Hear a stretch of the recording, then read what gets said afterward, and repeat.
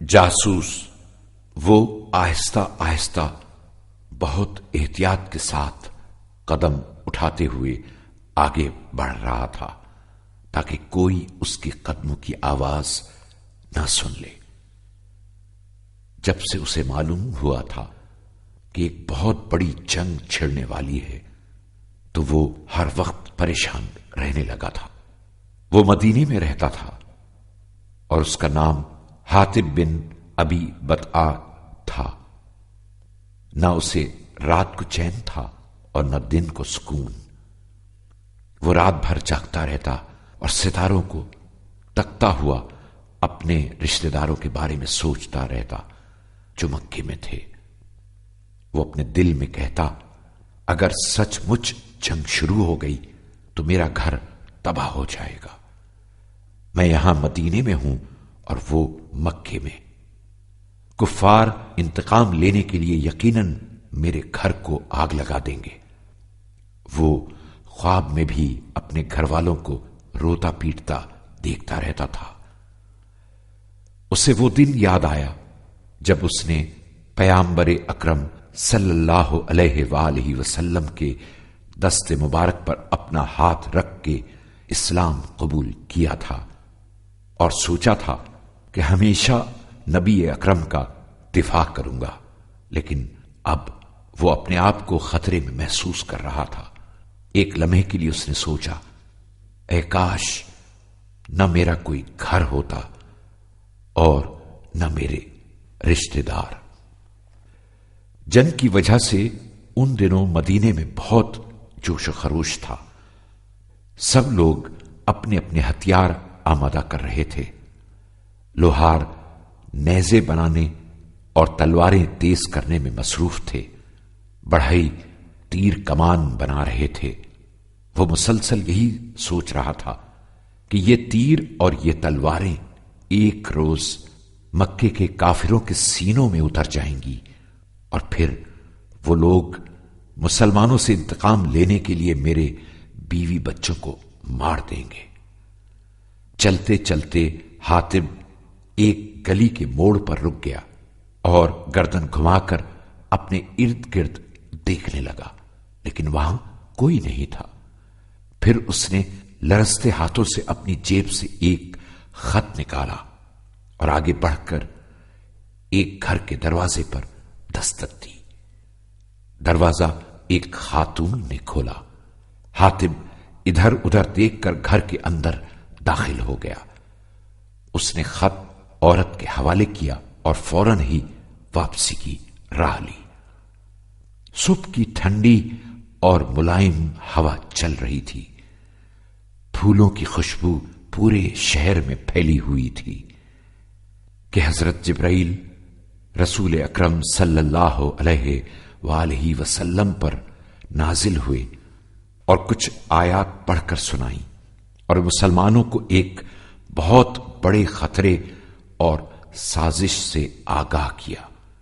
جاسوسی کی خبر سنتے ہی مسلمان طیش میں آ گئے اور جاسوس کی تلاش میں مدینے کی گلی کوچوں میں نکل کھڑے ہوئے، لیکن جاسوس انہیں نہ مل سکا۔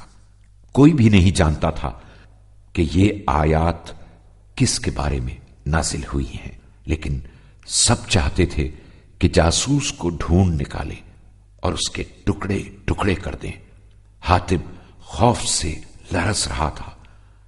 وہ دل ہی دل میں کہنے لگا، میں نے تو کافروں کی صرف ایک چھوٹی سی خدمت کی ہے، لیکن جس کے بدلے میں وہ میرے گھر والوں کو کوئی نقصان نہیں پہنچائیں گے۔ لیکن وہ اپنے دل میں پشیمان بھی تھا۔ وہ جانتا تھا کہ جاسوسی کی سزا موت ہے۔ ادھر رسول اللہ صلی اللہ علیہ وآلہ وسلم کے حکم کے مطابق حضرت علی اور زبیر اپنے گھوڑوں کو دوڑاتے ہوئے صحراؤں میں جاسوس کو تلاش کر رہے تھے۔ سورج پوری آب و تاب سے چمک رہا تھا۔ دونوں کے بدن پسینے سے شرابور تھے۔ ان کے گھوڑے ہانپ رہے تھے۔ بالآخر دونوں کو بہت دور سے ایک سایہ نظر آیا۔ دونوں تیزی کے ساتھ اس کی طرف بڑھے۔ وہ صفیہ نامی ایک عورت تھی۔ زبیر نے آگے بڑھ کے کہا، بتاؤ خط کہاں ہے؟ صفیہ کہنے لگی، میرے پاس کوئی خط نہیں ہے۔ وہ بہت پرسکون تھی اور قسم کھا رہی تھی کہ اس کے پاس کوئی خط نہیں ہے۔ اس کو پرسکون حالت میں دیکھ کر زبیر دھوکا کھا گئے اور کہنے لگے، یا علی، یہ عورت جھوٹ نہیں بول رہی، اسے چھوڑ دیں، ہم واپس چلتے ہیں۔ حضرت علی اپنی جگہ کھڑے رہے اور فرمایا، لیکن پیغمبر اکرم صلی اللہ علیہ وآلہ وسلم کبھی جھوٹ نہیں بول سکتے۔ انہوں نے فرمایا ہے کہ خط اسی عورت کے پاس ہے، اور یہ بات رسول اللہ کو جبرائیل نے بتائی ہے۔ حضرت علی کی بات سننے کے باوجود صفیہ برابر قسمیں کھاتی رہی کہ وہ بالکل بے قصور ہے اور اس کے پاس کوئی خط نہیں ہے۔ اس مرتبہ حضرت علی نے نیام سے تلوار نکال لی اور سختی سے فرمایا، تم بتا رہی ہو خط کہاں ہے یا تمہارا کٹا ہوا سر رسول اللہ کی خدمت میں پیش کر دوں؟ عورت یہ منظر دیکھ کر خوف زدہ ہو گئی اور کہنے لگی، ٹھیک ہے، میں خط دے رہی ہوں، لیکن آپ لوگ ذرا دور ہو جائیں۔ پھر اس نے اپنے بالوں کی چوٹی سے بندھا ہوا خط نکالا اور حضرت علی کو دیتے ہوئے کہنے لگی، خدا کی قسم، اس میں میرا کوئی قصور نہیں ہے، یہ خط تو مجھے حاتم نے دیا ہے۔ جب مسلمانوں کو اس بات کا پتہ چلا تو ان کو بہت غصہ آیا اور خونخوار نگاہوں سے حاتم کو گھورنے لگے۔ حاتم بن ابی بطآ شرم سے سر جھکائے کھڑا تھا، وہ کسی سے بات بھی نہیں کر رہا تھا۔ پیغمبر اکرم صلی اللہ علیہ وآلہ وسلم نے حاتم کے چہرے پر نظر ڈالی۔ وہ بہت خوفزدہ دکھائی دے رہا تھا، کیونکہ وہ جانتا تھا کہ مسلمانوں کے خلاف جاسوسی بہت بڑا جرم ہے اور اس کی سزا صرف موت ہے۔ پیغمبر اکرم صلی اللہ علیہ وآلہ وسلم نے ایک قدم آگے بڑھایا اور حاتم کے کاندھے پر اپنا دست مبارک رکھ کے فرمایا، حاتم، یہ تم نے کیا کیا؟ حاتم نے سر اٹھا کر رسول اکرم کی طرف دیکھا۔ اس کی آنکھوں سے آنسو جاری تھے۔ وہ اٹک اٹک کر کہنے لگا، خدا کی قسم، میں جاسوسی نہیں کر رہا تھا۔